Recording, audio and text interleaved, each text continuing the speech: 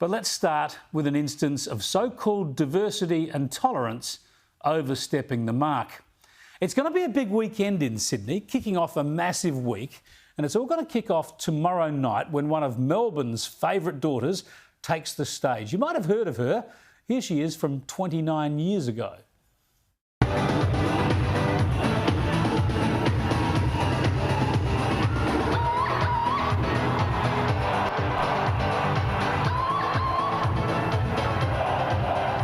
Yeah, that was Kylie Minogue in 1994 at the Gay and Lesbian Mardi Gras party.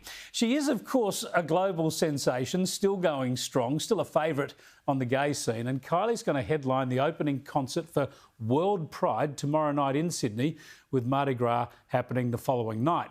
Now, this is not everyone's cup of tea, but it's a big deal. And while all sorts of events and carry-on will happen around Sydney for many, many days, the main message, of course, is one of diversity and tolerance. It's really a party to celebrate the overcoming of discrimination. And that's all fair enough, of course. When you live among all this with young kids, as I do, it can be a bit challenging just explaining everything in the right tone and answering all the tricky and innocent questions. But, you know, we muddle along.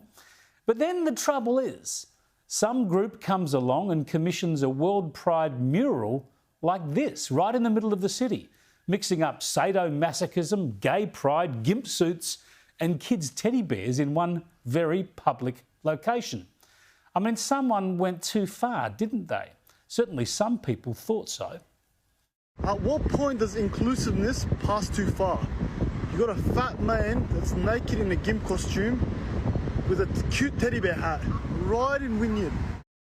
Now, I was going to criticise this mural last night, but we got distracted by so many other issues. And as it happens, someone or some group of people took matters into their own hands overnight.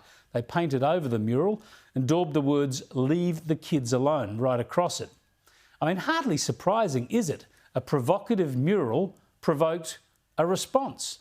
The police say they're now investigating this as an act of vandalism. But many people would agree with basketball legend Andrew Bogut, who tweeted that the original mural was the vandalism. They're chasing the wrong artists. I think the point here is that World Pride and the Gay and Lesbian Mardi Gras enjoy a lot of support and acceptance and government funding thanks to the broader public. That's good. That's tolerance and diversity in action. But shunting gimps and sexualised images involving kids' playthings into public view for all and sundry, including kids, well, that's only going to create division and undermine all the goodwill of these events.